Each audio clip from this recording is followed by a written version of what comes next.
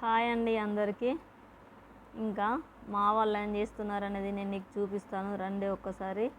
ఇంకా వర్షాలు పడ్డదంటే మాకు ఒక పెద్ద పని ఉన్నట్టే. ఆ పని ఏంటో చూసేయండి. చూడు, పట్టుకో చేపలు. నెమ్మూరు చెరువులేదా అడుగు డాడీ.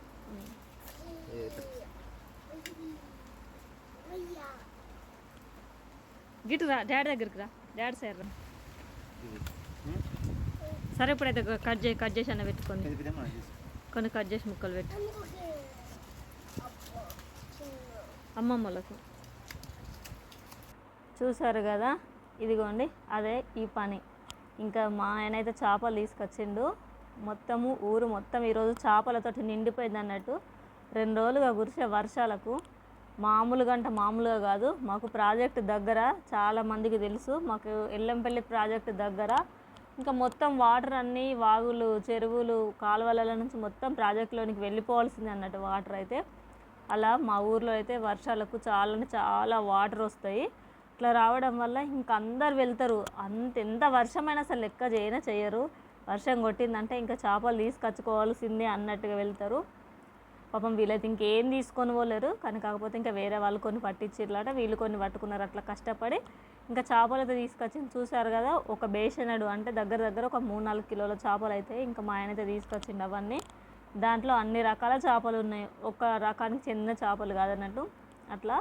కానీ ఇంకా వర్షాకాలం వచ్చిందంటే మాకైతే ఈ తిప్పలు తప్పాయి. ఈ తిప్పలు అంటే ప్రతిరోజు తినే వాళ్ళకైతే ఇంకా ప్రతిరోజు చేపలే దొరుకుతాయి. అట్లుంటుంది అన్నట్టు. అది ఓపికతోటి పోయి తీసుకొచ్చుకోవాలి. ఇంకా అలా తీసుకొచ్చుకున్న వాళ్ళకైతే చాలా చేపలు ఉంటాయి. కానీ ఈయనైతే ఇంకా ఇలా పోయిండు. ఇంకొక 2-3 రోజుల దాకా పోడు, ఎందుకంటే ఈ కూరే ఒడవది కాబట్టి. ఇంకా వీటిని మనం రకరకాలుగా వేసుకోవాలి. అన్ని చేపలు కదా, అన్ని చేపలు ఒక్కసారి కూరండి ఏం చేస్తాను చెప్పండి. అవన్నీ మనం తినలేం కాబట్టి ఇంకా ఫస్ట్ అయితే నేను కూర చేస్తున్నాను. కొన్ని తలకాయలున్ని ఈ తోకలు ఉంటాయి కదా, అవి అయితే ఇంకా నేను కూర చేస్తాను ఈరోజు. ఇంకెన్ని చేపలు ఏంటనేది మీరు చూసిండ్రు కదా, బేషనడు ఉన్నాయి. అవన్నీ వేయను, కానీ ఇంకా కొన్ని అయితే చేస్తా. కొన్ని వేయడానికైతే ఇంకా నా ప్రాసెస్ చూస్తున్నారు కదా, యాజ్ ఇట్ ఈజ్గా ఇలా ఫాలో అవ్వండి. చాలా సింపుల్గా అయిపోతుంది. ఒక 5 నిమిషాలల్లో చేపల కూర రెడీ అయిపోతుంది. నేను చేసే విధంగా చేస్తే మసాలాలు అన్నీ ఒక్కసారి వేసుకున్న, ఉల్లిగడ్డలు, పచ్చిమిర్చి, మన ఇంట్లో ఎన్ని మసాలాలు ఉంటే అన్ని మసాలాలు ఒక్కసారి వేసుకొని, టమాటా, చింతపులుసు, ఒక్కొక్కరికి ఒక్కొక్కలాగా ఇష్టం ఉంటుంది. నేనైతే టమాటా ఉన్న చింతపులుసు 2 కలిపి వేస్తాను. అట్లా ఒక్కొక్కరికి ఒక్కొక్కలాగా ఇష్టం. మీ ఇష్టాన్ని బట్టి మీరు ఇంకా చేసుకోండి. మాకైతే వర్షాకాలం వచ్చిందంటే ఇంకా పండగ ఇంకా చేపలు తినడానికైతే. అలా చూడండి, ఇంకా నేనైతే మొత్తం పులుసు అయితే వేసుకున్నాను.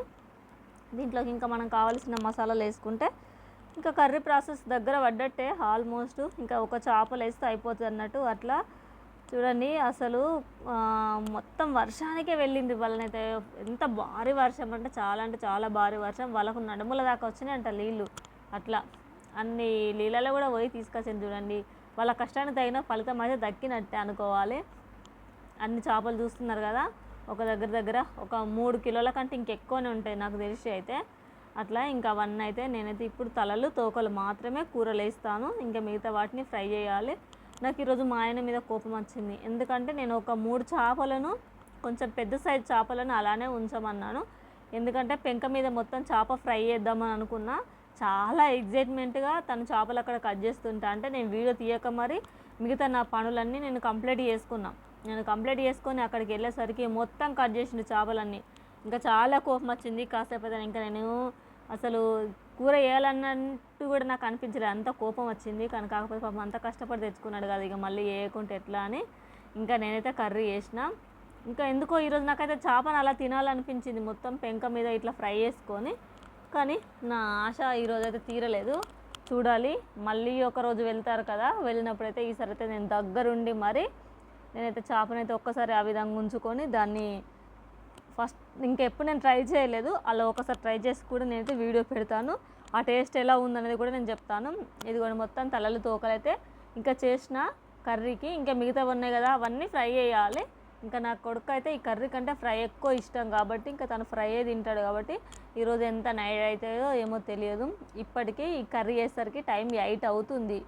ఎందుకంటే వర్షం కొట్టడం వల్ల అసలు ఏం పనులు అవుతలేవు ఇంట్లో. అందుకోసమనే పెండింగ్ ఉన్న పనులన్నీ కంప్లీట్ చేసుకొని ఇంకా కూర దగ్గరికి పోయేసరికి నైట్ టైము 8 అయింది. ఇంకా కూర అయిపోయిన తర్వాత మళ్ళీ ఫ్రై, ఇంకా 1 అయ్యేసరికి ఇంకెంత టైం అయితే తెలియదు. ఇంకా చాలా వర్షం పడుతుంది. మొత్తం మీద అయితే కూర అయితే ఈ విధంగా అయిపోయింది ఈరోజు అయితే. మరి